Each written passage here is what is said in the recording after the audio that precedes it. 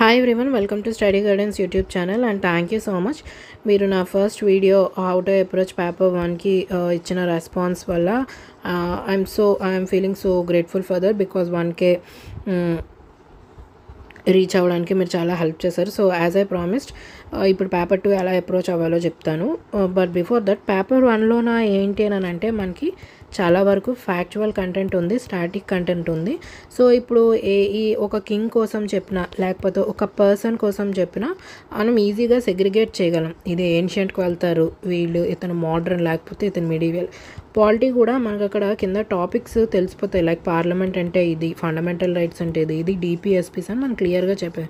కానీ మనం ఎకానమీకి, సైన్స్ అండ్ టెక్నాలజీకి, ఎన్వైర్న్మెంట్కి ఎలా మనం సెగ్రిగేట్ చేయగలము, వీటికి ఎందుకు ఎలా ఏది చేయలేము, మాకు చాలా భయంగా ఉన్నది అని అంటే చాలా కన్సైజ్గా చెప్పడానికే ట్రై చేస్తాను. I don't want to make this video very lengthy. ఎందుకంటే లెంతీగా చెప్పేస్తే అది మీరు ఫోకస్ చేయలేరు, మీకు అర్థం కాకపోవచ్చు. సో మీరు ఇప్పుడు చెప్పే ఒక ఫ్యూ మినిట్స్ స్కిప్ చేయకుండా ఈ వీడియో కంప్లీట్గా చూస్తే మీకు ఒక ఐడియా వస్తుంది నేను చెప్పేది ఎందుకు ఓకే ఇలా రీచ్ అయితే బెటరే ఏమో అని మీకు అనిపిస్తే అవ్వండి, లేదనంటే no problem, not an issue. Okay, so first ఎగ్జామ్కి వెళ్ళే ముందు లైక్ ఈ రోజైనా ఎప్పుడైనా సరే మీరే చేయాల్సిన విషయం ఏంటంటే, ఈరోజు స్టార్ట్ చేసినా పర్లేదు, రేపు స్టార్ట్ చేసినా ఏదో ఒకటి, but before exam syllabus paper తీసుకొని పేపర్ మీరు చూస్తే ఇప్పుడు నేషనల్ అకౌంట్ అని ఇచ్చేసారు కదా. అంటే ఇప్పుడు ఎగ్జాంపుల్ చెప్తున్నా, ఇప్పుడు ఎకానమీలోనే మనకి ఫస్ట్ యూనిట్లోనే ఫస్ట్ లైన్ ఏంటంటే నేషనల్ ఇన్కమ్ అండ్ అకౌంట్స్ అని ఉన్నది. ఇది మీరు ఏం చేస్తారు, ఇది నేషనల్ ఇన్కమ్ అండ్ అకౌంట్స్ అని ఒక లైనే ఉంది, కానీ దాని కింద చాలా మైక్రో టాపిక్స్ ఉంటాయి. అంటే ఏంటి, జీడిపి, జిఎన్పి, జీవీఏ, అలా ఇవన్నీ కూడా ఒక మైక్రో టాపిక్స్. సో ఒక సిలబస్ పాయింట్ తీసుకొని దాని కింద మైక్రో టాపిక్స్ రాసుకోండి నేషనల్ ఇన్కమ్ అండ్ అకౌంట్స్ కింద. And next economic development and growth అని అన్నాడు. ఎకనామిక్ డెవలప్మెంట్ అండ్ గ్రోత్ అంటే ఏమొస్తాయి హెచ్డిఐ ఇండెక్స్, సో ఇలా హ్యాపీనెస్ ఇండెక్స్ అని ఇలా వస్తాయి కదా. సో ఇవన్నీ కూడా ఒక దగ్గర రాసుకోండి, ఇలా మైక్రో టాపిక్స్ కింద సెగ్రిగేట్ చేసుకోండి. Same for science and technology and for ఎన్వైర్న్మెంట్లో బయోడైవర్సిటీ అంటే ఏంటి, ఎక్టోను, ఎకాలజీ, బయోమ్ ఇవన్నీ వస్తాయి. అండ్ దెన్ సైన్స్ అండ్ టెక్నాలజీలో ఎగ్జాంపుల్గా లాంచెస్, జిఎస్ఎల్వి, పిఎస్ఎల్వి ఇవన్నీ కూడా వస్తాయి. సో ఇలా ప్రతిదీ కూడా ఒక మైక్రో టాపిక్ కింద మీరు రాసుకుంటే మీకు అప్పుడు ఏమవుతుంది అని అంటే, రాసుకున్న తర్వాత గ్లాన్స్ చేయండి. గ్లాన్స్ చేసిన తర్వాత మీకు అప్పుడు అర్థమవుతుంది, ఓకే నేను ఈ పోర్షన్స్లోనే చదివాను, ఈ పోర్షన్స్ ఎంత నాకు అవ్వలేదు, లేదా ఈ పోర్షన్స్లో నేను బాగానే చదివాను కానీ నాకు ఇంకా డౌట్ ఉన్నది, ఈ పోర్షన్స్ అసలు నేను టచ్చే చేయలేదు అని మీరు, సో ఇటువంటి ఏ కేటగిరీలో ఉన్నారో మీరు ఒకసారి అనాలిసిస్ చేసుకొని ఉన్న టైంలో ఏమైనా కవర్ చేయాలంటే కవర్ చేసుకోండి. లేదు ఇప్పుడున్నదే నేను స్ట్రెంథన్ చేసుకుంటాను, లైక్ నేను ఎస్ఎన్టీలోన బాగున్నాను, ఎన్వైర్న్మెంట్లో బాగున్నాను, సో 54 టాపిక్స్ ఉన్నాయి మొత్తం.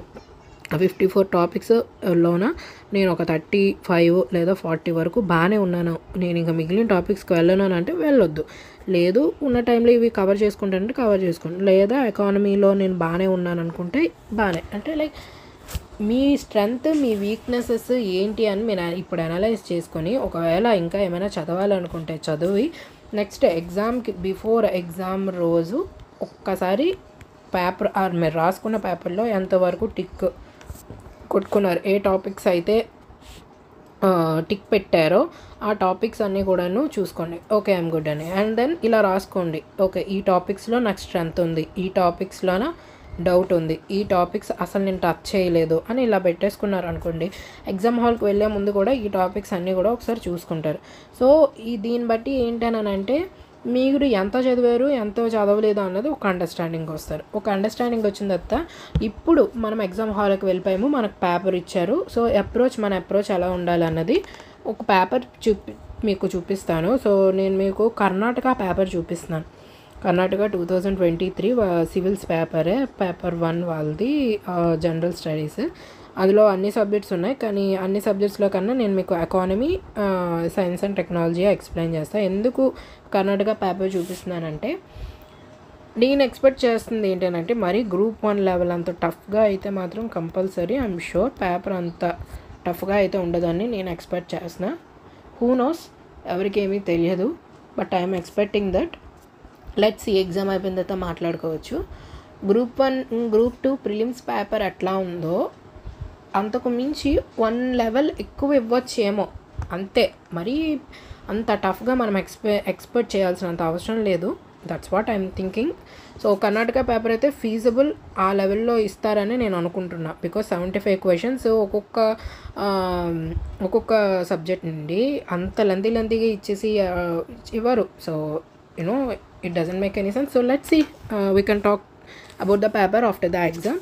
సో కర్ణాటక పేపర్ చూసేసి అండ్ దెన్ ఎలా రాయాలో కూడా చెప్తాను. సో పేపర్ ఇచ్చిన తర్వాత పేపర్ అంతా కూడా స్క్రోల్ చేసుకొని చూసుకోండి, 150 క్వశ్చన్స్ వచ్చాయో లేదో చూసుకోండి. సో ఇచ్చిన తర్వాత ఇప్పుడు మనకి ఫస్ట్ నుంచి 75 వరకు కూడా ఇండియన్ ఎకానమీ ఉన్నదనుకోండి. మీరు ఇండియన్ ఎకానమీ స్ట్రెంత్ అయితే ఇండియన్ ఎకానమీ ఎక్కడి నుంచి ఉన్నాయి అనేది కూడా చూసుకున్న తర్వాత, సపోజ్ ఇప్పుడు ఎగ్జాంపుల్గా చెప్తా, ఫస్ట్ ఎన్వైర్న్మెంట్ సైన్స్ అండ్ టెక్నాలజీలో మీరు బాగానే ఉన్నారనుకుంటే క్వశ్చన్ ఆన్సర్, అమ్మో ఇది నాకు రాదు, అమ్మో ఓకే ఈ క్వశ్చన్ నాకు వచ్చు అలా పెట్టకుండా ఫస్ట్ క్వశ్చన్ చదవండి. ఇక్కడ క్వశ్చన్ ఏమి ఇచ్చాడు, state which ranked place in Indian innovation index of 2021 science and technology current affairs, అంతే. ఇలా పక్కన రాసేసి వదిలేయడమే. National hydrogen green mission announced in year, ఇది స్టాటిక్కే. ఇది ఏ టాపిక్ కింద వచ్చింది, నేషనల్ స్ట్రాటజీస్ అండ్ మిషన్స్. ఇలా ఈ పేరు రాసేసుకోండి. కాన్సెప్ట్ మీరు దీనికి ఎందుకు ఇది వస్తుంది, కాన్సెప్ట్ స్టాటిక్ అని రాసేసుకోండి. అండ్ దెన్ ఇక్కడ కూడా మనం చూసుకుంటే ఇది కూడా ఇది డే అని ఇచ్చాడు, ఇది స్టాటిక్ రిలేటెడ్. సో మనం వెంటనే దీన్ని స్టాటిక్ అని రాసేసి కిందకి వెళ్ళిపోతాం. కిందకి వెళ్ళిపోయిన తర్వాత ఇక్కడ ఇక్కడ రామ్సర్ సైట్స్ అని ఇచ్చాడు. రామ్సర్ సైట్స్ అని ఇచ్చాడు కాబట్టి వెంటనే బయోడైవర్సిటీ కన్జర్వేషన్ రామ్సర్ స్టాటిక్, అంతే. ఇంకా మరి ఇది క్వశ్చన్ అంతా చూసిన తర్వాత ఇది స్టాటిక్కా లేకపోతే కరెంట్ అఫైర్సా అది కూడా కరెంట్ అఫైర్స్ అనుకోండి కరెంట్ అఫైర్స్ అని రాస్తారు, స్టాటిక్ అంటే స్టాటిక్ అని రాస్తారు. అట్లా ఇలా రాసుకోవాలన్నమాట. ఓకే ఇది కూడా జూలాజికల్ పార్క్ అని అన్నారు, static environment biodiversity conservation. So అలా అంటే మీకు క్వశ్చన్స్ చూస్తున్నారా, లెంతీగా ఇవ్వలేదు, స్టాటిక్కే కానీ లెంతీగా ఇవ్వలేదు, 1 వర్డ్లానే ఇచ్చారు. ఇట్లానే ఉంటుందని నా గెస్ అనమాట. So let's see. And then ఇక్కడ కూడా మనం చూసుకుంటే ఇది ఇక్కడ సైన్స్ అండ్ టెక్నాలజీ మనకి కరెంట్ అఫైర్స్ నోబెల్ ప్రైజ్ ఇచ్చారు. సో ఇక్కడ ఏం చేస్తారు, ప్రైజెస్ ఎస్ఎన్టీ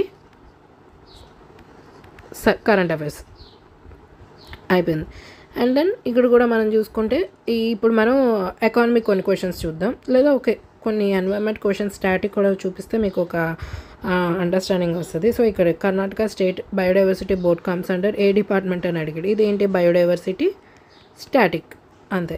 ఇక్కడ కూడా మనం చూసుకుంటే ఈ వేస్ట్ పొల్యూషన్, ఫస్ట్ ఈ waste echo park in India to be built in అని అన్నాడు, అంటే ఇది సిఏ పొల్యూషన్ సిఏ, అంతే. ఇలా చూసుకొని ప్రతిదీ కూడా ఆన్సర్స్ చూడొద్దు, మీరు అలా రాసేసుకొని వెళ్ళిపోండి. అలా రాసేసుకొని పేపర్ అంతా వెళ్ళిపోయిన తర్వాత అండ్ దెన్ మీకు అలా చేయడం బట్టి ఏమవుతుందో తెలుసా, కొన్నిసార్లు మనకి ఏమవుతుందంటే biodiversity just wait a second, ఇక్కడ మీకు రామ్సర్ సైట్స్ అని చూపించాను కదా, ఈ రామ్సర్ సైట్స్. సో ఈ రామ్సర్ సైట్స్ కోసమే ఇంకొక క్వశ్చన్ కూడా ఇచ్చారు. సో ప్రతి క్వశ్చన్ పేపర్లో కూడా మనం చూసుకుంటే ఒక టాపిక్కి సంబంధించి ఒక 2 క్వశ్చన్స్ కూడా రిపీట్ అవ్వచ్చు. సో మీరు ఆ టాపిక్కి చూసిన తర్వాత అమ్మో నేను ఈ క్వశ్చన్ చదవలేదు, నాకు ఈ క్వశ్చన్ రాలేదు అన్న భయం మీకు ఉండదు అనమాట. జస్ట్ వెయిట్ ఏ సెకండ్, అంటే ఆ క్వశ్చన్ చూసినప్పుడు మీకు గుర్తు రాలేదు, మేబీ ఈ సెకండ్ క్వశ్చన్ చూసిన తర్వాత మీకు గుర్తు రావచ్చేమో. సో అందుకే అట్లా పేపర్ అంతా కూడా మనం ఫస్ట్ అంతా కూడా ఒకసారి చూసుకోవాలి. ఇగోండి ఇక్కడ ఇచ్చాడు రామ్సర్ సైట్స్ కోసం, చూసారా, ఇండియా కరెంట్లీ హ్యావింగ్ రామ్సర్, అక్కడ స్టాటిక్ ఇవ్వచ్చు, ఇక్కడ సిఏ కోసం కూడా ఇవ్వచ్చు, ఎలా అయినా ఇవ్వచ్చు. సో మీరు చేయాల్సిన విషయం ఏంటంటే పేపర్ అంతా కూడా ఇలానే చూసుకొని ఇది రామ్సర్ సైట్స్ కోసం ఇచ్చాడు, ఏమని రాస్తారు వెంటనే బయోడైవర్సిటీ కన్జర్వేషన్. ఈ క్వశ్చన్ అంతా చదివిన తర్వాత సిఏయా లేకపోతే స్టాటిక్కా అని రాసేసుకుంటారు. And then same goes for science and technology కూడా. సో ఇట్లా మీరు అలా వెళ్ళిపోతే ఒక పేపర్ అంతా కూడా అలా చదువుకొని ఆన్సర్స్ చూడకుండా పేపర్ అంతా చదువుకొని వెళ్తే లాస్ట్ క్వశ్చన్స్ అన్నీ చూసిన తర్వాత అప్పుడు మీకు okay science and technology environment questions అన్నీ చూసిన తర్వాత బయోడైవర్సిటీకి సంబంధించి ఇన్ని క్వశ్చన్స్ ఇచ్చాడు, అందులో స్టాటిక్ ఇన్ని ఇచ్చాడు. నాకు బయోడైవర్సిటీ కన్జర్వేషన్ కోసం క్వశ్చన్స్ వచ్చు కాబట్టి నేను బయోడైవర్సిటీ కన్జర్వేషన్ నేను బాగా చదివాను కాబట్టి దాంట్లో ఫస్ట్ స్టాటిక్ నుంచి స్టార్ట్ చేస్తాననే ఆలోచన మీకు వచ్చి వెంటనే స్టాటిక్ రిలేటెడ్ క్వశ్చన్స్ చూసి ఆన్సర్స్ పెట్టేసి బబ్లింగ్ చేసేస్తాను. ఆ తర్వాత స్టాటిక్ రిలేటెడ్గా క్వశ్చన్స్ అన్నీ ఫస్ట్ ఎన్వైర్న్మెంట్ కంప్లీట్ చేసిన తర్వాత సైన్స్ అండ్ టెక్నాలజీ స్టాటిక్కి వెళ్తారు. సైన్స్ అండ్ టెక్నాలజీ స్టాటిక్ అయిపోయిన తర్వాత బబ్లింగ్ చేసేస్తారు. ఆ తర్వాత ఎకానమీకి వస్తారు. ఎకానమీలో కూడా సేమ్ ఇప్పుడు జస్ట్ వెయిట్ ఏ సెకండ్, ఒక 2 క్వశ్చన్స్ చూపిస్తా. ఎకానమీలో స్క్రోలింగ్ టైం సరిపోతుంది.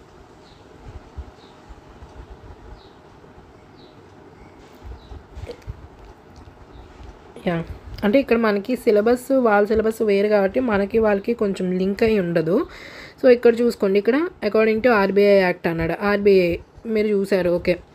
బ్యాంకింగ్, ఆర్బీఐ, స్టాటిక్ వెళ్ళిపోండి అంతే. అక్కడ రాసేసి క్వశ్చన్ ఇంకేం చూడొద్దు, ఆన్సర్స్ కూడా చూడకండి, వెంటనే దానికి ఎందుకు వెళ్ళిపోతారు. అండ్ దెన్ ఎకానమీ మన సిలబస్ రిలేటెడ్ చూపించడానికి ట్రై చేస్తున్నా.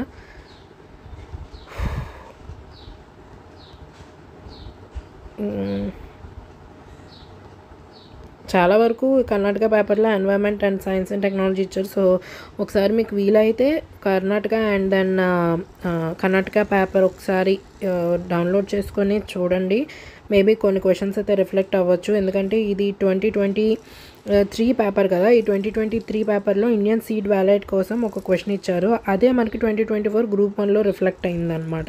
అది కూడా నేను మీకు చూపిస్తానులే. ఎక్కడ ఎకానమీ క్వశ్చన్స్ కనిపించడం లేదు, సారీ, లేట్ అయిపోతుంది. Yeah, okay. ఇక్కడ ఫిజికల్ డెఫిసిట్ కోసం ఇచ్చాడు. ఇది ఏంటి ఫిజికల్ డెఫిసిట్, ఏ కాన్సెప్ట్ కిందకు వస్తుందో దాని పేరు రాసుకుంటాం, కరెంట్ అఫైర్స్ రిలేటెడ్ అంతే, అయిపోయింది. సో ఇలా ప్రతి ఒక్కటి కూడా మీరు రాసుకుని వెళ్తే ఎకానమీ కూడా రిలేటెడ్ నీతి ఆయోగ్ కోసం ఇచ్చాడు. సో నీతి ఆయోగ్ ఇది ఎస్డిజి రిపోర్ట్, అంటే ఇది కరెంట్ అఫైర్స్ కింద వస్తుంది.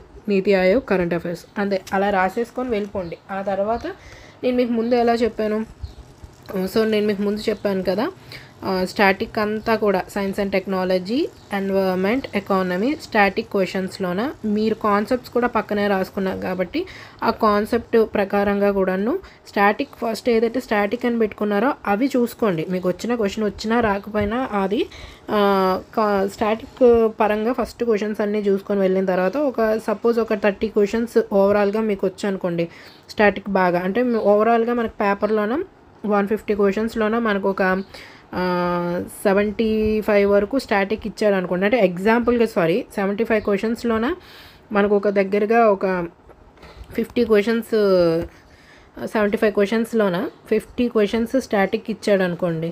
ఆ స్టాటిక్లోన మీకు వచ్చేవి ఒక 40 క్వశ్చన్స్ వచ్చాయనుకోండి కరెక్ట్గా. ఈ 40 క్వశ్చన్స్ ఫస్ట్ అలా బబ్లింగ్ చేసుకొని వెళ్ళిపోండి. తర్వాత నెక్స్ట్ వెంటనే static science and technology, environment అయిపోయిన తర్వాత స్టాటిక్ ఎకనామిక్ వస్తారు. ఎకనామిక్ వచ్చిన తర్వాత అందులో స్టాటిక్లోనే మీకు ఒక 30 క్వశ్చన్స్ వచ్చనుకుంటే ఆ 30 క్వశ్చన్స్ పెట్టేసి బబ్లింగ్ చేసుకోండి. ఇప్పుడు మీకు ఎన్ని క్వశ్చన్స్ పెట్టినట్లు, 70 క్వశ్చన్స్ స్టాటిక్ మీరు రైట్ పెట్టినట్లే. అప్పుడు మీకు ఒక కాన్ఫిడెన్స్ వస్తుంది, అమ్మ బాబోయ్ నేను పెట్టాను, నాకు చాలా రిలీఫ్ వచ్చింది, చాలా వరకు క్వశ్చన్స్ పెట్టేశాను. సో ఈ ప్రాసెస్ అంతా అయినప్పటికీ మీకు దగ్గరగా 1.5 hour అవుతుంది. 1.5 hour అయిపోయిన తర్వాత అప్పుడు మీరు ఏం చేస్తారు, లేదా 1 hour 40 minutes అయినా అవుతుంది. సో మిగిలిన టైంలోన అప్పుడు కరెంట్ అఫైర్స్ సైన్స్ అండ్ టెక్నాలజీలో బాగా చదివారా, ఎకానమీలో బాగా చదివారా, ఎన్వైర్న్మెంట్లో బాగా చదివారా అన్నది మీకు తెలుస్తుంది. కాబట్టి వెంటనే మీరు ఏ దాంట్లోనైతే ఏ టాపిక్లో అయితే కరెంట్ అఫైర్స్ బాగా చదివారో ఆ టాపిక్, అంటే ఆ సబ్జెక్ట్, నాట్ ద టాపిక్, ఆ సబ్జెక్ట్కి వెంటనే వెళ్ళిపోయి అక్కడ కరెంట్ అఫైర్స్, ఎస్ ఇది బాగానే, ఈ science and technology current affairs నేను బాగా చదివాను కాబట్టి science and technology current affairs ఎక్కడ పెట్టుకున్నారో అక్కడికి వెళ్ళండి, చదవండి వస్తే పెడతారు. అలా అప్రోచ్ అయిపోతే వెంటనే ఇన్ టైంకి మీకు కంప్లీట్ చేసుకోగలుగుతారు. సో చాలా వరకు నెగిటివ్ మార్క్స్ కూడా తగ్గించుకోగలుగుతారు. ఇలా మీరు ఎప్పుడైనా సరే క్వశ్చన్ పేపర్ ఇచ్చిన తర్వాత మీ కాన్సెప్ట్స్ ఎంతవరకు వచ్చు, నీ concepts just wait.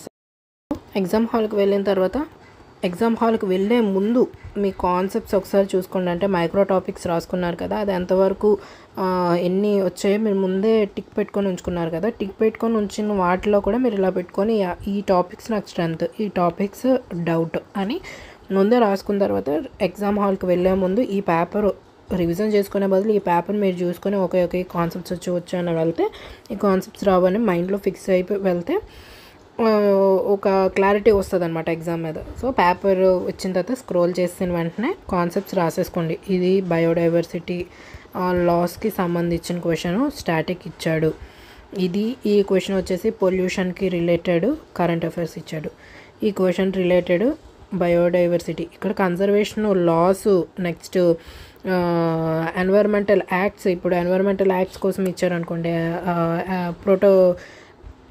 Kyoto protocol వాటి మీద క్వశ్చన్స్ ఇస్తే యాక్ట్స్ అనో లేకపోతే మిటిగేషన్స్ అనో రాసేసుకొని, అంటే ఆ మైక్రో టాపిక్స్ ఏదైతే సెగ్రిగేట్ చేసుకుంటారో అలా ఆ టాపిక్ రిలేటెడ్ ఆ క్వశ్చన్కి ఇచ్చిన కాన్సెప్ట్ ఏదో రాసుకొని అది స్టాటిక్ ఇచ్చాడా లేకపోతే డైనమిక్ ఇచ్చాడా అలానే పక్కనే రాసేసుకుంటే బెటర్. సో ఇక్కడ పొల్యూషన్ ఇచ్చాడు, ఇది రిలేటెడ్, ఇది కరెంట్ అఫైర్స్కి రిలేటెడ్, ఇది ఎన్వైర్మెంటల్ లెజిస్లేటర్కి సంబంధించాడు, ఇది స్టాటిక్కే.